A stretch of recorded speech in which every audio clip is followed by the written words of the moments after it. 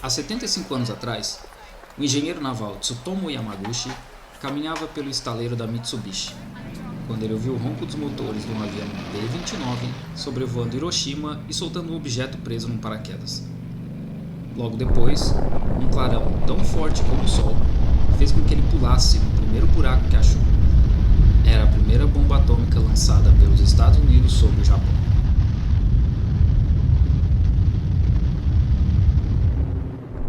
A onda de choque seguinte jogou ele para cima de um silo de batatas. Segundo Yamaguchi, quando abri meus olhos, tudo era escuridão. Não dava para ver muita coisa. Era como o início de um filme no cinema, quando os primeiros frames são pretos e ficam piscando, sem som. Yamaguchi estava a cerca de 3 km do centro da explosão e uma das coisas que ele conseguia ver era o cogumelo de fogo sobre os céus de Hiroshima. Com braços e pernas queimados, surdo de um ouvido, Yamaguchi começou a caminhar pelo que restou do estaleiro e encontrou alguns colegas que também sobreviveram à explosão.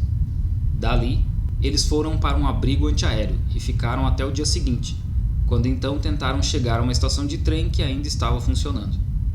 No caminho, ele disse que precisaram atravessar um rio, já que as pontes haviam sido destruídas, e além da água, lutavam contra corpos para poder chegar à outra margem. Já na estação de trem, encontrou com centenas de pessoas queimadas e feridas que também tentavam sair de Hiroshima de qualquer jeito. Mas Yamaguchi estava indo para Nagasaki, sua cidade natal, para encontrar sua esposa e filho. Nesse meio tempo, a notícia da utilização da bomba atômica já corria pelo mundo. Cerca de 80 mil pessoas morreram com a explosão e mais 60 mil morreriam nas semanas seguintes. O presidente americano Harry Truman disse que se o Japão não se rendesse, eles deveriam esperar uma chuva nunca vista antes na Terra. That bomb has more power than 20,000 tons of TNT. And the end is not yet.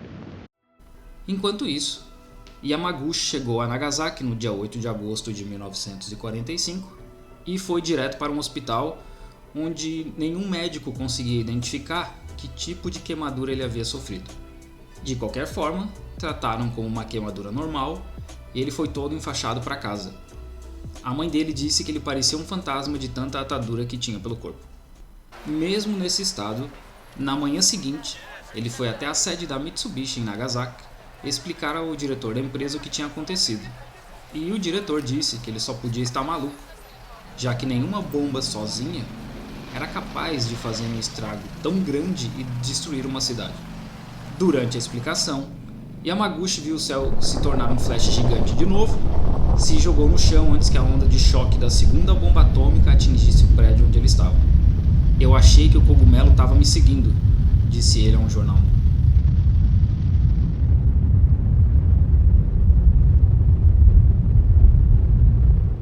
Todas as bandagens do seu corpo tinham sumido e, apesar do grande susto, ele não se feriu dessa vez. O prédio que ele estava suportou bem o impacto da explosão.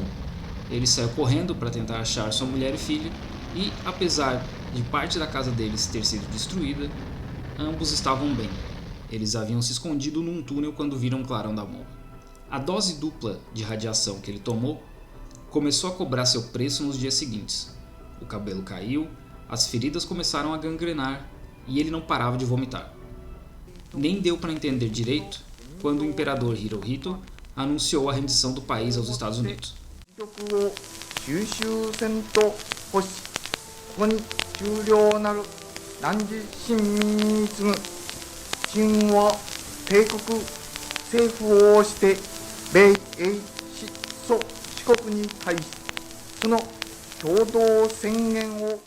Mas o corpo dele conseguiu, de alguma forma, lutar contra a radiação e ele se recuperou, voltando a ter uma vida relativamente normal como engenheiro da Mitsubishi.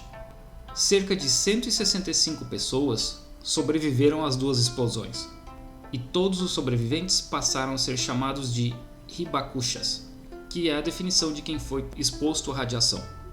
Como a radiação era algo ainda recente, as pessoas temiam que fosse contagioso, e os hibakushas sofreram muito preconceito e seus descendentes ainda sofrem até hoje. No livro A Boa Guerra, um dos sobreviventes chamado Kito relata que muitos omitiam terem sobrevivido à explosão nuclear para poder conseguir empregos. Em 1956, um grupo foi criado para pressionar o governo japonês no suporte às vítimas das bombas. Em 1957, o governo japonês reconheceu os sobreviventes como hibakushas e Yamaguchi reportou somente ter sobrevivido à bomba de Nagasaki, que para ele já era o suficiente. Ele escreveu livros, participou de documentários, foi um ativista contra o uso de armas nucleares até a sua morte. E isso o incentivou a, em 2009, se registrar como sobrevivente das 2 bombas nucleares, sendo o único reconhecido oficialmente por isso. Esse é o documento que comprova que o Sr. Yamaguchi sobreviveu a 2 bombas atômicas. Foi emitido pela prefeitura de Nagasaki, que em 1957 já havia reconhecido que ele estava aqui quando caiu a bomba. Este ano houve o reconhecimento da prefeitura de Hiroshima e aqui está escrito que ele estava num raio de 3 quilômetros dos locais onde caíram as 2 bombas. E sobre esse reconhecimento, ele disse: "Agora eu posso contar para as gerações mais novas a horrível história das bombas atômicas mesmo depois que eu morrer." E Tsutomu Yamaguchi faleceu em 2010, aos 93 anos de idade.